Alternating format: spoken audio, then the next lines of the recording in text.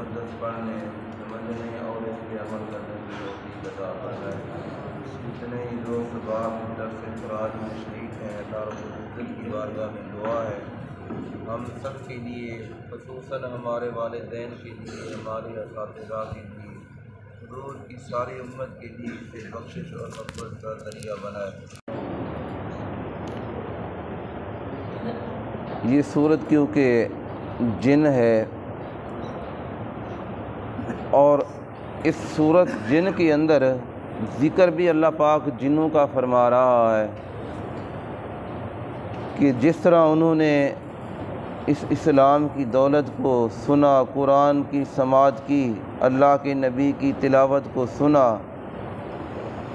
تو اسی طرح جس طرح وہ جماعتیں نکلیں کہ تلاش کرو کہ ہمارے راستے کیوں بند ہوئے، تو پھر قرآن کو سننے کے بعد انہوں نے اسی وقت ایمان قبول کیا اور اس بات کا اقرار کر رہے ہیں جس وقت وہ اپنے سرداروں کے پاس لوٹتے ہیں، واپس آتے ہیں، آ کے کہتے ہیں وَأَنَّا لَمَّا، اے ہمارے جن بھائیوں، کیونکہ یہ جن آپس میں جنوں سے کہہ رہے ہیں، اے ہمارے جن بھائیوں، لما سمعنا الہدی، جب ہم نے اس ہدایت کو سنا، لما سمعنا الہدی، جب ہم نے اس ہدایت کی سماعت کی، وہ ہدایت کیا ہے؟ یہ قرآن مجید ہے، یہ قرآن روشن ہے، قرآن ہدایت کا راستہ دیتا ہے۔ تو فرمایا ہم نے جب ہدایت کو سنا تو پھر ہم نے انتظار نہیں کی اس بات کی کہ ہاں کہ معجزہ طلب کریں اور اس نبی سے سوال کریں، نہیں، فرمایا آمنا بہ، ہم پس اس پر ایمان لے آئے۔ قرآن کی سماعت کی، قرآن کو سنا، تلاوت سنی حضور کی، تو پس ہم نے ایمان کو قبول کر لیا۔ فرمایا فمن، آگے اس چیز کا وہ ذکر کرتے ہیں کہ یہ کتنی بڑی دولت ہے، یہ اسلام، یہ دین، یہ قرآن، یہ کتنا بڑا مقام رکھتی ہیں اور کتنی بڑی دولت ہے، اس بات کا وہ اقرار کر رہے ہیں۔ فَمَن يُؤْمِن بِرَبِّهِ، بس جو اپنے رب پر ایمان لاتا ہے، جو اپنے رب پر ایمان لاتا ہے، فَلَا يَخَافُ بَخْسًا وَلَا رَهْقًا، فرمایا نہ اسے نقصان کا ڈر ہے نہ ہی ظلم کا، نہ وہ اسے اس بات کا خوف ہے کہ میرا نقصان ہو جائے گا اور یا اس طرح کہ میں ظلم کروں گا، تو فرمایا نہیں، نہ ہمیں ظلم کا خوف ہے اور نہ ہی ہمیں غم کا خوف ہے۔ تو میرے بھائی، اسلام بہت بڑی دولت ہے، اس لیے علماء مفسرین لکھتے ہیں کہ اسلام سب سے بڑا سرمایہ ہے، یہ دین، یہ جو لا الہ الا اللہ، دیکھنے کو یہ بہت چھوٹے الفاظ ہیں، تھوڑے ہیں، آپ کو نظر آتی ہیں تو ایک لین نہیں بنتی، لا الہ الا اللہ محمد الرسول اللہ، یہ دولت اتنی بڑی ہے کہ ساتوں زمین و آسمان ایک پلڑے کے اندر رکھ دیے جائیں اور دوسرے پلڑے کے اندر، ترازو کے اندر، اور اس کلمے کو رکھ دیا جائے تو اس کی شان اس سے اعلیٰ ہے۔ تو اسی لیے علماء مفسرین لکھتے ہیں کہ اگر تمہارا مقابلہ تمہاری دولت اور تمہاری جان آپس میں بن جائے تو اپنی دولت کو قربان کر دو، اس جان کو بچا لو۔ فرمایا دولت کی پرواہ نہ کرو کہ یہاں کی اتنی رقم چلی جائے گی، ہمارا مال ضائع ہو جائے گا، اپنی جان کی حفاظت فرما لو۔ فرمایا ہاں، کبھی ایسا تمہیں ایسا موقع ملے کہ تمہاری جان اور تمہارے ایمان کا مقابلہ ہو جائے، دونوں کا، تو پھر فرمایا اس جان کی پرواہ نہ کرو، ایمان کو بچا لو، ایمان سب سے بڑا سرمایہ ہے۔ تو اس لیے وہ جن کہتے ہیں فَمَن يُؤْمِن بِرَبِّهِ فَلَا يَخَافُ بَخْسًا وَلَا رَهْقًا، فرمایا جو اپنے رب پر ایمان لاتا ہے اسے کسی نقصان کا خوف نہیں اور نہ ہی ظلم کا، وہ کسی کے ساتھ ظلم بھی نہیں کرتا۔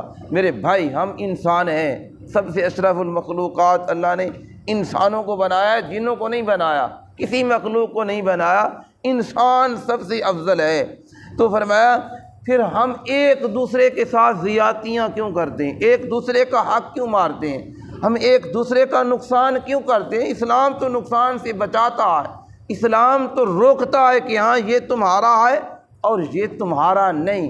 وہ ایک صحابہ کا آپ نے کئی مرتبہ اس بات کا ذکر سنا ہے کہ جنگ کا موقع ہے، ایک صحابی رسول پانی کا سوال کرتے ہیں، میرے بھائی مجھے پانی پلائیں۔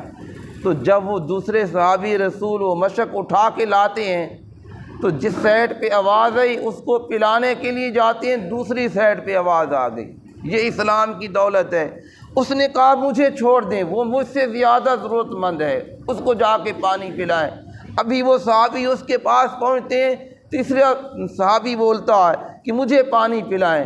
وہ دوسرے والا کہتا ہے یار مجھے چھوڑیں، اس کو جا کے پانی پلائیں۔ یہاں تک اس حدیث پاک کے اندر آیا، وہ اب پہلے کے پاس آیا وہ بھی اللہ کو پیارا ہو گیا، دوسرے کے پاس گیا وہ بھی اللہ کو پیارا ہو گیا۔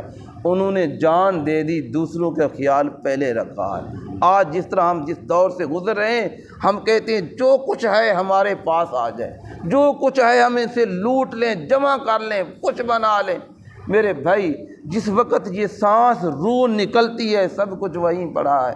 وہ اگر اچھے کاموں پر آپ نے اس کو نہ لگایا تو وہی کل قیامت کے دن تمہارے گلے کا وہ توق بن جائے گا، تمہیں کاٹے گا، تم دوڑو گے وہ تمہیں دوڑنے نہیں دے گا۔ تو اسی لیے اللہ پاک نے فرمایا وہ جن کہتے ہیں ہمیں کسی بات کا خوف ہی نہیں نہ ہی ہمیں غم کا، وَأَنَّا مِنَّا الْمُسْلِمُونَ، بے شک ہم میں سے وہ بھی ہیں جو تابع دار ہیں، فرما بردار ہیں، جنہوں نے اسلام کو قبول کیا ہے، جسے مسلمان کہتے ہیں۔ مسلمان کا لفظی معنی ہے کہ فرما برداری کرنا، تابع داری کرنا۔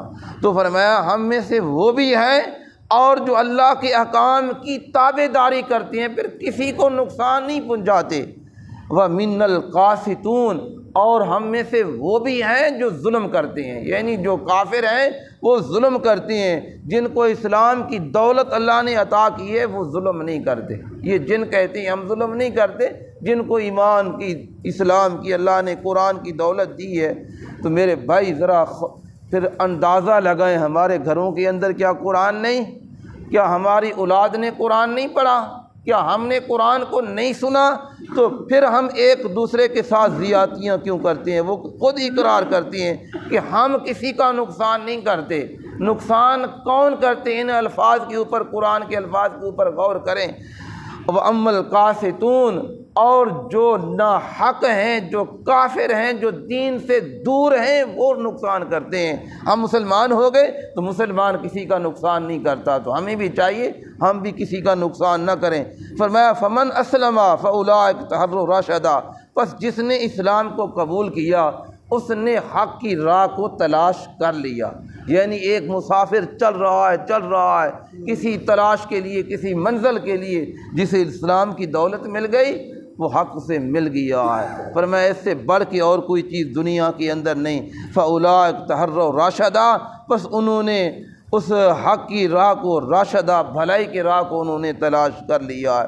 وَأَمَّا الْقَاسِطُونَ فَكَانُوا لِجَهَنَّمَ حَطَبًا، اور فرمایا جو حق سے منحرف ہو گئے، جنہوں نے حق کو، احکام کو، دین کو، قرآن کو چھوڑ دیا، منحرف ہو گئے، دور چلے گئے، فَكَانُوا لِجَهَنَّمَ حَطَبًا، فرمایا وہ جہنم کا ایندھن بن جائیں گے۔ جس طرح آگ ہم جلاتے ہیں، آگ کے لیے لکڑیاں چاہیے، ایندھن چاہیے، تو پھر آگ جلتی ہے دنیا کی آگ، تو اسی طرح جہنم کی آگ کا ایندھن یہ بن جائیں گے۔ تو یہاں علماء مفسرین لکھتے ہیں، امام بغوی، امام اعظم ابو حنیفہ رحمۃ اللہ تعالی، آپ فرماتی ہیں کہ جنہوں نے اسلام کو قبول کیا، کیا یہ جنت کے اندر جائیں گے؟ امام بیکی نے حدیث پاک نقل فرمائی حضرت انس بن مالک سے کہ حضور علیہ الصلوۃ والسلام سے سوال کیا گیا، یا رسول اللہ صلی اللہ علیہ وسلم، کہ یہ جن بھی جنت میں جائیں گے جنہوں نے اسلام کی دولت قبول کی ہے؟ ایک حدیث پاک کے اندر یہ الفاظ ہیں کہ ان کو قیامت کے دن کہا جائے گا، جس طرح چوپائے ہیں، سب چیز کو کہا جائے گا کہ تم مٹی بن جاؤ، فرمایا وہ مٹی بن جائیں گے۔ اور جو جنہوں نے اسلام کو قبول نہیں کیا، ظلم کیا، زیادتیاں کی، فرمایا انہیں جہنم میں ڈال دیا جائے گا۔ اور جنہوں نے اسلام کی دولت کو قبول کیا، انہیں مٹی بنا دیا جائے گا۔ فرمایا جو جہنم کے اندر جن جا رہے ہوں گے وہ کہیں گے کاش کہ ہم بھی مٹی بن جاتے، جہنم میں نہ جاتے۔ ایک بات، اور دوسری بات امام اعظم ابو حنیفہ فرماتی ہیں اللہ نے ان جنوں کے ثواب کے بارے میں ذکر فرمایا اور دوسری بات کا ذکر نہیں کیا کہ یہ جنت میں جائیں گے، مبہم رکھا ہے۔ تو ہمیں بھی چاہیے کہ ہم بھی اس چیز کو مبہم رکھیں۔ اور حضرت انس بن مالک امام بیہقی فرماتی ہیں حضور علیہ الصلوۃ والسلام سے یہ سوال ہوا، یا رسول اللہ جنہوں نے اسلام قبول نہیں کیا جنوں میں سے، وہ تو جہنم میں جائیں گے، ایندھن بن گئے، اور جنہوں نے اسلام کی دولت قبول کی وہ کہاں جائیں گے؟ حضور علیہ الصلوۃ والسلام نے فرمایا وہ مقام آراف میں جائیں گے۔ ہم نے سوال کیا یا رسول اللہ آراف کون سی جگہ ہے؟ تو فرمایا یہ جنت سے بحر جگہ ہے، اور جہاں سے دریا چلتے ہیں، وہاں جنت کے اندر دریائیں نہریں آئیں گی۔ تو فرمایا یہ جس جگہ سے دریا چلتے ہیں، فرمایا جہاں سے درخت ہیں اور وہاں پھل لگتے ہیں، یہ جنت سے بحر ہیں۔ تو فرمایا یہ جنات جنہوں نے اسلام قبول کیا، نیک عمل کیے، فرمایا ان کو وہاں ٹھہرایا جائے گا۔ جنت کے اندر کون جا رہے ہیں؟ آپ سبھی جا رہے ہیں، ہم انسان جا رہے ہیں جن کو ایمان کی اللہ نے دولت عطا کی اور نیک عمل کیے۔ اور یہ یاد رکھیں حضور نے وعدہ فرمایا جس نے اسلام کو قبول کیا تہہ دل سے، اگر گناہ ہوئے تو اپنی سزا انہیں ملے گی گناہوں کی جہنم میں کچھ عرصے کے لیے، لیکن حقیقت میں یہ جنتی ہیں۔ اور جنہوں نے احکام الہی کے مطابق اپنی زندگی گزاری، فرمایا یہاں سے سانس نکلے گا، فرمایا ان کی قبر کو بھی جنت کے باغوں میں سے باغ بنا دیا جائے گا۔ اور یہ مسلمان ایماندار انسان یہ جنتی ہیں۔ تو ہمارے اوپر کتنا کرم ہے، پھر ہم سب سے افضل ہیں۔ اللہ کے فرشتے ہمیں سلام کرنے کے لیے دنیا میں آتے ہیں، قبر کے اندر بھی اللہ کے فرشتے استقبال کرنے کے لیے آئیں گے۔ فرمایا بندہ مومن کا وصال ہوتا ہے، اللہ کئی فرشتوں کو کثیر تعداد کے اندر فرماتا ہے جاؤ میرے اس مہمان کو لے آؤ، یا ایتھا النفس المطمئنہ ترجعی الی ربک راضیۃ مرضیہ فادخلی فی عبادی وادخلی جنتی۔ اللہ تو خود جنت کا ذکر ایمان والوں کے لیے کر رہا ہے۔ تو ہمیں بھی چاہیے کہ احکام الہی کی پیروی کریں۔ اللہ ہم سب کو عمل کی توفیق عطا فرمائے۔ آمین وآخر دعوانا